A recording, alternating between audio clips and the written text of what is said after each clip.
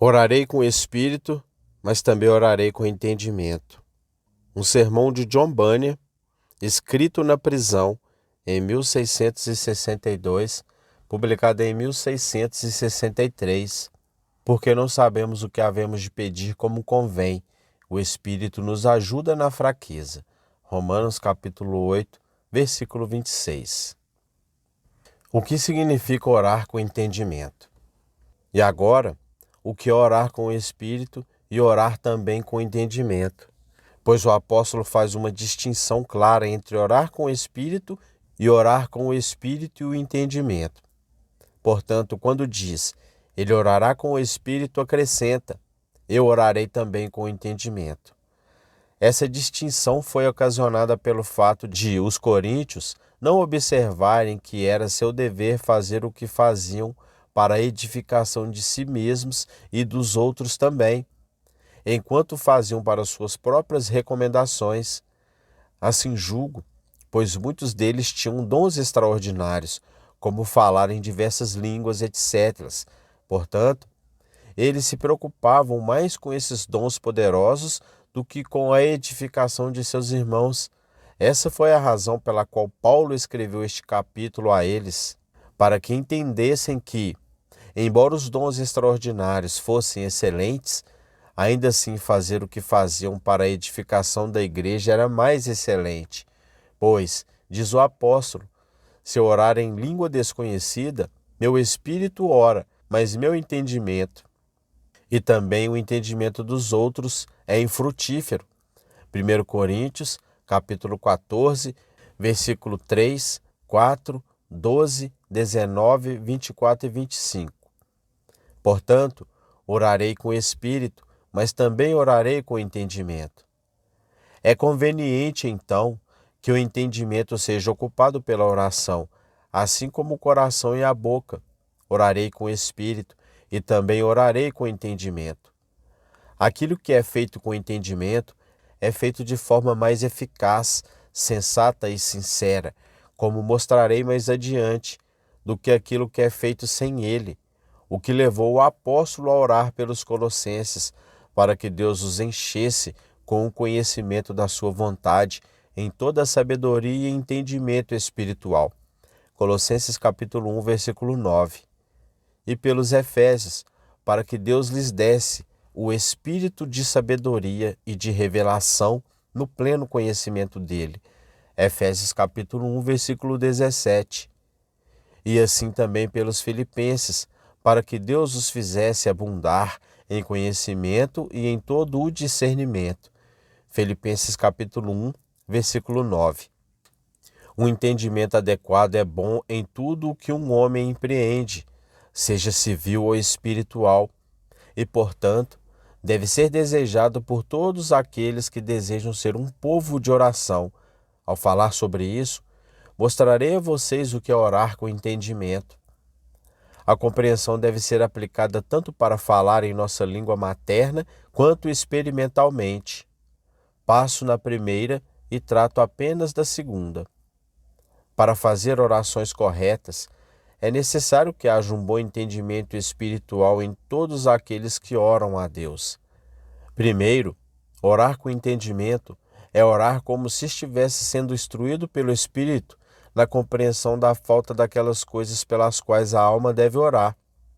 Embora um homem nunca tenha tanta necessidade de perdão de pecados e libertação da ira vindoura, se não compreender isso, ou não as desejará de forma alguma, ou será tão frio e morno em seus desejos por ela, que Deus até mesmo detestará sua disposição de espírito em pedi-las. Assim acontece com a igreja dos Laodicenses. Eles careciam de conhecimento ou entendimento espiritual. Não sabiam que eram pobres, miseráveis, cegos e nus. A causa disso os tornou, e todos os seus serviços, tão repugnantes para Cristo, que ele ameaça vomitá-los de sua boca. Apocalipse capítulo 3, versículo 16 e 17. Homens sem entendimento podem dizer as mesmas palavras em oração que outros, mas se houver entendimento em um e nenhum no outro, uma grande diferença em dizer as mesmas palavras. Aquele que fala a partir de uma compreensão espiritual daquelas coisas que ele deseja em palavras e outro somente em palavras, e aí está tudo. A compreensão espiritual vê no coração de Deus a prontidão e a disposição de dar à alma aquilo de que ela necessita. Davi, por meio disso, podia adivinhar os próprios pensamentos de Deus a seu respeito. Salmo capítulo 40, versículo 5. E assim foi com a mulher de Canaã. Ela, pela fé e pelo entendimento correto, discerniu, além de toda a rudez de Cristo, a ternura e a disposição em seu coração para salvar, o que a tornou veemente e fervorosa, sim, inquieta, até que alcançou a misericórdia de que necessitava. Mateus capítulo 15, versículo 22 ao 28. E a compreensão da disposição que está no coração de Deus para salvar pecadores, não há nada que pressione mais a alma a buscar a Deus e a clamar por perdão do que isso. Se um homem visse uma pérola que vale 100 libras caída numa vala, mesmo que não compreendesse o seu valor, passaria por ela levianamente, mas, se uma vez a conhecesse, arriscaria-se até o pescoço por ela. O mesmo acontece com as almas no que diz respeito às coisas de Deus. Se um homem uma vez compreende o seu valor, então o seu coração, ou melhor, a própria força da sua alma, corre atrás delas, e ele nunca deixará de chorar até as ter. Os dois cegos no Evangelho, porque certamente sabiam que Jesus, que passava por eles, era capaz e estava disposto a curar as enfermidades com as quais estavam afligidos, clamavam. E quanto mais eram repreendidos, mais clamavam. Mateus capítulo 20, versículo do 29 ao 31. Terceiro, o entendimento sendo espiritualmente iluminado, aqui se descobre o caminho, como dito anteriormente, pelo qual a alma deve chegar a Deus, o que lhe dá grande encorajamento. O mesmo acontece com uma alma pobre, como com alguém que tem uma obra a fazer. Se não for feita, o perigo é grande. Se for feita, a vantagem também é grande. Mas ela não sabe como começar, nem como prosseguir. E assim, por desânimo, deixa tudo de lado e corre o risco. Quarto, o entendimento iluminado vê grandeza suficiente nas promessas para encorajá-lo a orar, o que ainda lhe acrescenta força e força, assim como quando os homens prometem tais e tais coisas a todos que virão buscá-los. É um grande encorajamento para aqueles que sabem quais promessas são feitas vir e pedi-las. Quinto, o entendimento sendo iluminado, abre-se caminho para que a alma se aproxime de Deus com argumentos adequados, às vezes em forma de exortação, como Jacó, Gênesis capítulo 32, versículo 9. Às vezes em forma de súplica, mas não apenas de forma verbal, mas também do coração. São forçados pelo Espírito, por meio do entendimento, argumentos eficazes que movem o coração de Deus. Quando Efraim obtém uma compreensão correta de sua própria conduta indecorosa em relação ao Senhor, então ele começa a lamentar-se. Jeremias capítulo 31, versículo do 18 ao 20.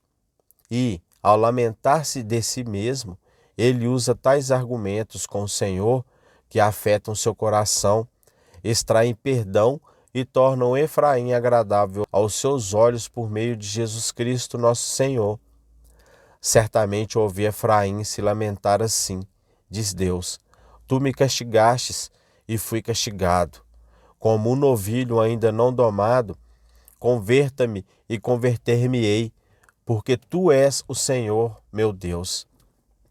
Certamente, depois que me converti, me arrependi, e depois que fui instruído, ou tive um entendimento correto de mim mesmo, bati na minha coxa, fiquei envergonhado, sim, até mesmo confundido, porque carreguei o opróbrio da minha mocidade.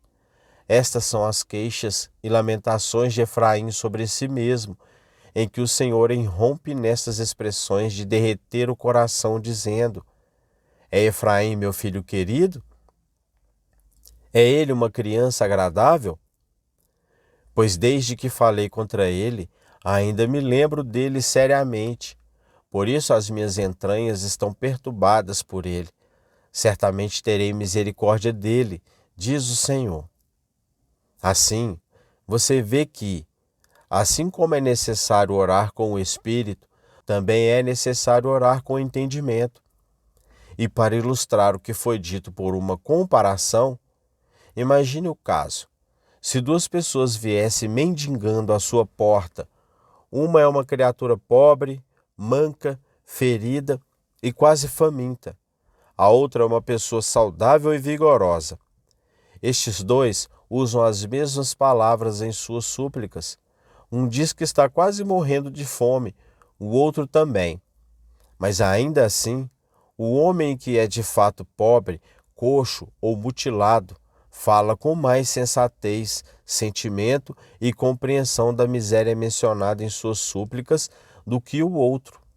E isso é mais revelado por sua fala afetuosa, por seu próprio lamento. Sua dor e pobreza o fazem falar mais com o espírito de lamentação do que o outro. E ele será lamentado mais cedo do que o outro por todos aqueles que têm a menor gota de afeição ou piedade natural. Assim é com Deus. Há alguns que, por costume e formalidade, vão e oram. Há outros que vão na amargura de seus espíritos. A um ele ora por pura noção e conhecimento nu.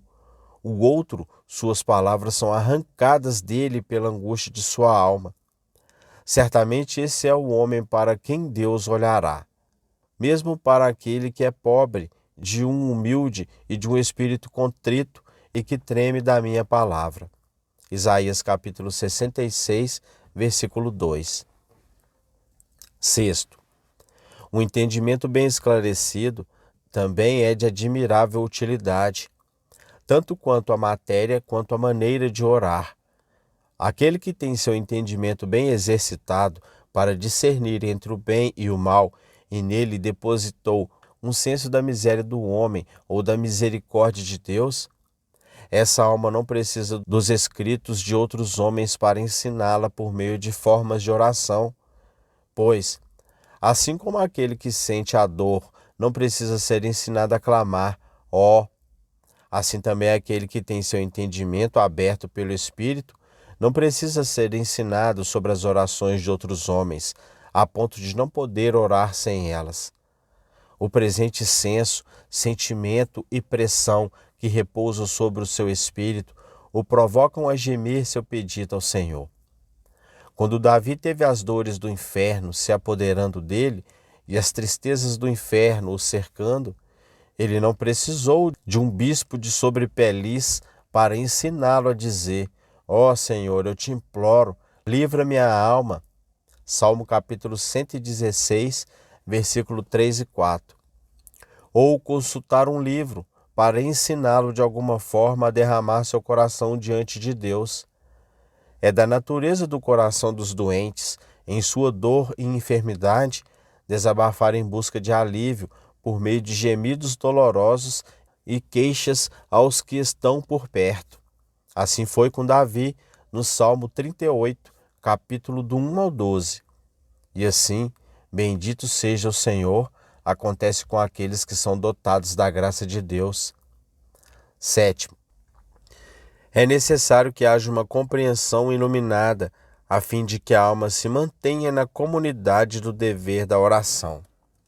O povo de Deus não ignora quantas artimanhas, truques e tentações o diabo tem para fazer com que uma pobre alma, que está verdadeiramente disposta a ter o Senhor Jesus Cristo, e isso também nos termos de Cristo, se canse de buscar a face de Deus e pense que Deus não está disposto a ter misericórdia de alguém como ele. Sim, diz Satanás, podes orar de fato, mas não prevalecerás. Vês que teu coração é duro, frio, insensível e medroso. Não oras com o Espírito, não oras com sinceridade. Teus pensamentos estão correndo atrás de outras coisas quando finges orar a Deus. Fora, hipócrita! Não vás mais longe. É em vão continuar a lutar. Agora, se a alma não estiver bem informada de seu entendimento, ela imediatamente clamará: o Senhor me abandonou e o meu Senhor se esqueceu de mim. Isaías capítulo 49, versículo 14. Enquanto a alma corretamente informada e esclarecida diz: bem, buscarei o Senhor e esperarei, não desistirei, ainda que o Senhor se cale e não diga uma palavra de conforto. Isaías capítulo 40, versículo 27. Ele ama Jacó profundamente e ainda assim o fez lutar antes de receber a bênção. Gênesis capítulo 32, versículo do 25 ao 27. Aparentes demoras em Deus não são sinais de seu descontentamento.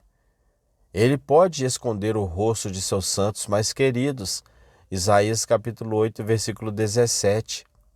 Ele ama manter seu povo orando e encontrá-los sempre batendo às portas do céu. Pode ser, diz a alma, que o Senhor me ponha à prova ou que ele ame me ouvir gemer diante dele sobre minha condição. A mulher de Canaã não aceitaria negações aparentes como reais. Ela sabia que o Senhor era gracioso e o Senhor vingará seu povo, embora seja paciente com eles por muito tempo. Lucas capítulo 18, versículo do 1 ao 6. O Senhor esperou mais por mim do que eu esperei por ele. E assim foi com Davi. Esperei pacientemente, diz ele, isto é, demorou muito para que o Senhor me respondesse, embora no fim ele inclinasse seu ouvido para mim e ouvisse o meu clamor. Salmo capítulo 40, versículo 1. E o remédio mais excelente para isso é o entendimento bem formado e esclarecido. Ai, quantas pobres almas existem no mundo que verdadeiramente temem ao Senhor, que, por não serem bem informadas em seu entendimento, estão frequentemente prontas a dar tudo por perdido a quase todos os truques e tentações de Satanás. Que o Senhor tenha piedade delas e as ajude a orar com o Espírito e também com o entendimento. Muito da minha própria experiência eu poderia descobrir aqui, quando estive em meus acessos de agonia de espírito. Fui fortemente persuadido a desistir e a não mais buscar o Senhor, mas fui levado a entender de quão grandes pecadores o Senhor teve misericórdia e quão grandes ainda eram suas promessas para os pecadores, e que não eram os sãos, mas aos doentes, não aos justos, mas aos pecadores, não aos cheios, mas aos vazios, a quem ele estendeu sua graça e misericórdia. Isso me fez, através da assistência de seu Espírito Santo, a me apegar a ele, e ainda assim clamar, embora por enquanto ele não respondesse. E quando o Senhor ajuda todo o seu povo pobre, tentado e aflito a fazer o mesmo e a continuar, ainda que por muito tempo, de acordo com a palavra do profeta, Abacuque capítulo 2, versículo 3, e a ajudá-los para esse fim a orar, não pelas invenções dos homens e suas formas limitadas, mas com o Espírito e também com o entendimento. E agora, para responder uma ou duas perguntas, e então passar para o próximo assunto. Pergunte primeiro: mas o que você quer que nós, pobres criaturas, façamos que não sabemos como orar? O Senhor sabe que eu não sei nem como orar, nem pelo que orar. Resposta: pobre coração, não consegues, reclamas orar. Consegues ver a tua miséria? Deus te mostrou que estás, por natureza, sob a maldição de sua lei? Se sim, não te enganes. Sei que gemes, e muito amargamente. Estou convencido de que dificilmente pode ser encontrado fazendo alguma coisa na tua vocação, mas a oração irrompe o teu coração. Não subiram os teus gemidos ao céu de todos os cantos da tua casa? Romanos capítulo 8, versículo 26. Eu sei que é assim, e assim também o teu próprio coração triste testemunha as tuas lágrimas, o teu esquecimento da tua vocação. Não está o teu coração tão cheio de desejo pelas coisas do outro mundo, que muitas vezes te esqueces até das coisas deste mundo? Por favor, leia esta escritura, Jó capítulo 23, versículo 12. Segunda pergunta.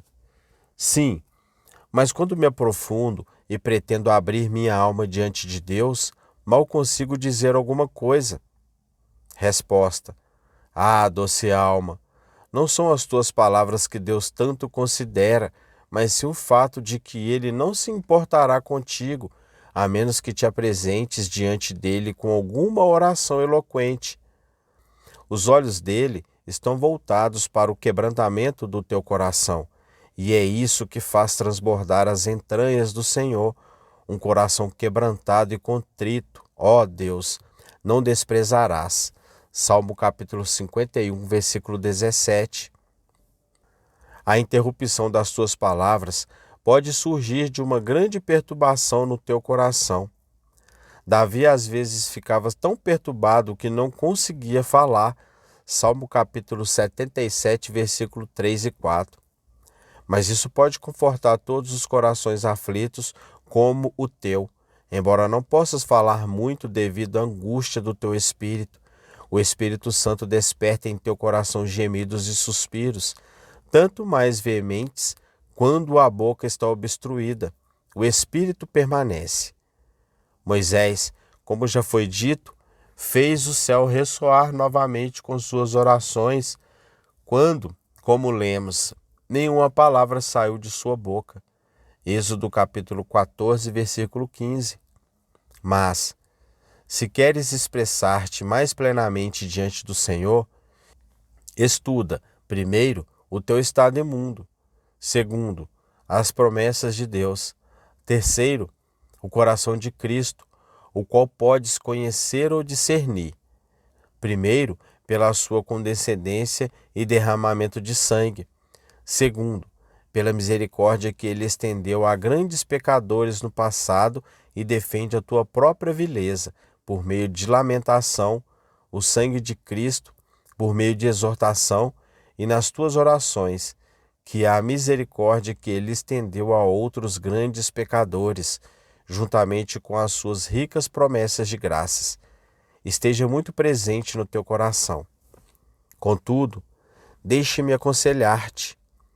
Toma cuidado para não te contentares com palavras, que não penses que Deus olha apenas para elas, mas, sejam poucas ou muitas as tuas palavras, deixe o teu coração ir com elas, e então o buscarás e o encontrarás, quando buscares de todo o teu coração. Jeremias capítulo 29, versículo 13.